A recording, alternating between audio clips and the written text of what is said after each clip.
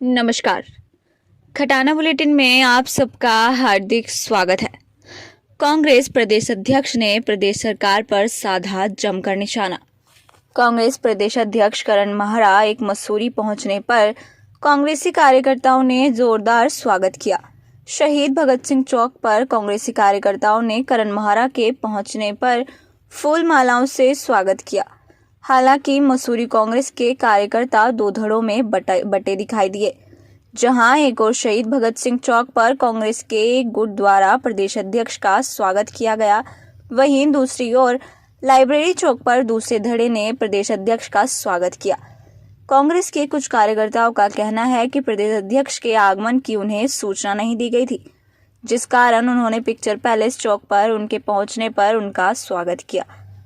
जी, मैं बताना चाहता हूँ, जैसे आपने कहा कि गुटबाजी की बात कही, गुटबाजी इसलिए पैदा हो जाती है कि आधी अधूरी जानकारी जो संगठन के जो लोग हैं, जो पदाधिकारी हैं, वो संपूर्ण सूचना कार्यकर्ता तक नहीं देते हैं, जिस कारण ये गुटबाजी अपना आप ही झलक जाती है। जैसे ही दूसरे लोगों को पता लगता है तो वो नाराज हो जाते हैं, और नाराज होने का कारण ये होता है कि भाई उनको सूचना नहीं मिली। इसी कारण जो आज जो पिक्चर पैलेस पे जो उनका सम्मान किया गया, वो देर रात पता लगा और आनंद फानंद ने जो भी इंतजाम कर पाए उस हिसाब से उनका वहाँ शहर अध्यक्ष की तरफ से कोई सूचना इस पूरी तरह से प्रसारित नहीं की गई, जिसकी हम अभी भी वो करते हैं कि भाई जब भी कोई संगठन का कार्यक्रम हो, कोई भी हमारे, क्योंकि हम लोग संगठन से हैं, जब संगठन है तब हम हैं। हमारी 25 साल से हम सक्रिय रूप से कांग्रेस के सिपाही हैं और सिपाही के रूप में आगे भी काम करते रहेंगे। लेकिन हमारा संगठन से एक ही अनुरोध रहता है और अपने जितने भी हमारे सीनियर हैं कि सबको एक साथ लेकर एकजुट होकर, क्योंकि ये बात अभी से नहीं काफ़ी वर्षों से दिख रही है कि कहीं NSUI को अलग रखा जाता है, कभी यूथ कांग्रेस को अलग रखा जाता है, कभी महिला कांग्रेस को अलग रखा जाता है। कांग्रेस संगठन सबका है और सब उसके कार्यकर्ता है और सबको बराबर सम्मान मिलना चाहिए। जब भी कोई कार्यक्रम हो तो सबको सामूहिक रूप से लेकर संगठन का कार्यक्रम करना चाहिए, जिससे शहर, समाज, उत्तराखंड हर जगह ये दिखेगा कि हाँ, संगठन मजबूत है और संगठन आगे बढ़कर इसी तरह से आगे बढ़ेगा जब लोग सब एकजुट होकर संगठित रहें। पत्रकारों से बातचीत करते हुए प्रदेश अध्यक्ष ने कहा कि प्रदेश में कानून व्यवस्था लाचार हो गई है और सरकार का ध्यान न तो विकास पर है, न ही राज्य आंदोलनकारियों पर। आज बेरोजगारों की लंबी फौज तैयार हो गई है, वहीं पलायन लगातार जारी है। लेकिन भाजपा की केंद्र और प्रदेश सरकार ध्रुवीकरण पर ध्यान दे रही है। जनता का ध्यान भटकाने के लिए हिंदू, मुस्लिम और मंदिर मस्जिद का कार्ड खेल रही है। उन्होंने कहा कि आज अभिव्यक्ति की आज़ादी पर प्रहार हो रहा है और लेखकों और कवियों को जेलों में डाला जा रहा है। अंबेडकर जी की पुण्यतिथि में मैंने सभी कांग्रेस जनों से अपील की है कि अगर सच्ची देनी है तो संविधान की रक्षा के लिए हम लोगों को संकल्प लेना चाहिए।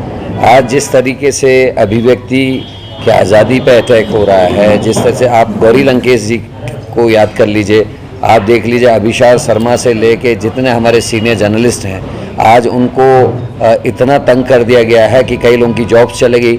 रवीश कुमार जी जब कंट्रोल में आए तो पूरा चैनल ही खरीद लिया। तो ऐसे दौर में जिस समय हमारा चौथा स्तंभ खतरे में है, जिस समय लेखकों को, कवियों को जेल में डाला जा रहा है, तो ये ऐसा लगता है कि अघोषित इमरजेंसी इस देश में चल रही है और बहुत सारे ऐसे अधिकार जो बाबा भीमराव अंबेडकर ने भारत की आवाम को दिए थे वो खतरे में है। ऐसे में कांग्रेस के सभी लोगों का ये फर्ज बनता है कि संविधान की रक्षा के लिए हम लोग जो भी संभव हो सके वो करें और लोगों को संविधान के बारे में अवेयर करें। यही संकल्प आज हम लोगों ने लिया है। देखिए, खिलाफ और सही तो क्या है ये आने वाला समय बताएगा, जिस समय रिजल्ट्स आएंगे। लेकिन मैं ये जानता हूँ कि कांग्रेस लगातार अपने आप को मजबूत कर रही है। राहुल गांधी की जो भारत जोड़ो यात्रा है उसका असर देखने में मिल रहा है और एग्जिट पोल में क्या कहा जा रहा है, क्यों कहा जा रहा है, अलग बात है। लेकिन इस बार के 2024 के चुनाव में आप देखेंगे कांग्रेस मजबूती से उभर के सामने आएगी। डीजीपी इस चीज़ के लिए खुद जिम्मेदार है। जब प्रदेश का कानून व्यवस्था संभालने वाला जो मुखिया है वो खुद संलिप्त हो, मैं इस बात को इसलिए कह रहा हूँ कि अंकिता भंडारी के पिताजी से टेलीफोनिक कन्वर्सेशन को रिकॉर्ड करना अपराध है और उसको बिना उनकी सहमति के सार्वजनिक करना ये भी अपराध है। और दूसरी बात कि रोज़ एक हत्या हो रही है। आपने देखा होगा अंकिता, पिंकी, ममता, जगदीश जो सल्ट में मरा, उसके बाद बिपिन रावत 10 दिन पहले एफआईआर होती है, धारा इतनी हल्की लगाई जाती है कि अपराधी उसकी मृत्यु के बाद पकड़ते हैं आनन फानन में। प्रदेश में कांग्रेस में गुटबाजी को लेकर उन्होंने कहा कि कांग्रेस में सभी एकजुट है और आने वाले 2024 के लोकसभा चुनाव में कांग्रेस पार्टी मजबूती के साथ आएगी। बढ़ गई है और त्रिवेंद्र रावत और तीरथ रावत सरकार पर आरोप लगा रहे हैं और मुख्यमंत्री आप ही के मसूरी में कह रहे हैं कि जो मछली ज्यादा मुंह खोलती है वही फंसती है। मेरा अनुभव, वो उनको इशारे में डरा रहे हैं। तो झगड़ा कांग्रेस में नहीं है, कांग्रेस तो विपक्ष में, हम तो उनको घेरने का काम कर रहे हैं। कैसे मान लो, देखिए परिवार में 2 भाई भी एक साथ नहीं चल सकते, ये बड़ा परिवार है। इसमें करण मेहरा अपने तरीके से लड़ाई लड़ रहा है, हरीश रावत जी का जो अपना तरीका है पद यात्राओं का है वो उस तरीके से लड़ाई लड़ रहा है। देखिए मेरा काम है सुधार करना और मैं कोशिश कर रहा हूँ सबको एक लेके चलूँ। मेरी तरफ से आप बताइए ना, मैं तो प्रीतम के कार्यक्रम में भी हूँ, मैं यशपाल जी के उसमें भी, मैं हरीश रावत की रैली में भी हूँ, मैं अपने उसमें भी बुला रहा हूँ और मैं नीचे के संगठन को भी चाहता हूँ कि सब एक हों।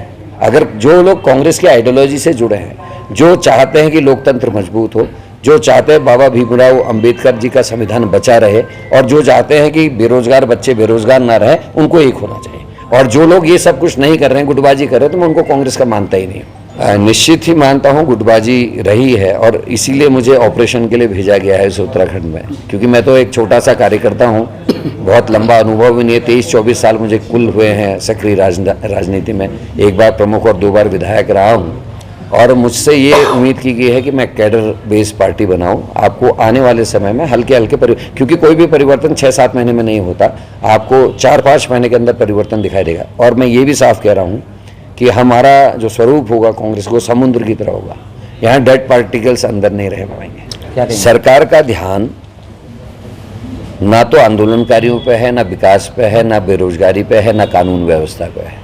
सरकार चाहे बीजेपी केंद्र की है चाहे वो राज्य की है, इनका ध्रुवीकरण पे ध्यान है। कौन सा ऐसा मुद्दा हो जिससे लोग धर्म के नाम पे या किसी ऐसी चटकारी वाली चीज़ के नाम पे एक हो जाए, ताकि लोग गड्ढे भूल जाए, ताकि लोग पार्किंग की सुविधा भूल जाए, ताकि माँ बाप को अपने बेरोजगार बच्चे ना दिखाई दे। इसलिए कभी जबरन धर्मांतरण की बात करेंगे, कभी हिंदू मुसलमान की बात करेंगे, कभी मंदिर और मस्जिद की बात करेंगे, हम डेवलपमेंट की बात करेंगे। हिंदू मुस्लिम सिख ईसाई हम सब हैं भाई भाई, और मजहब नहीं सिखाता आपस में बैर करना। हिंदी हैं हम, हिंदुस्तान है, हिंदुस्तान हमारा।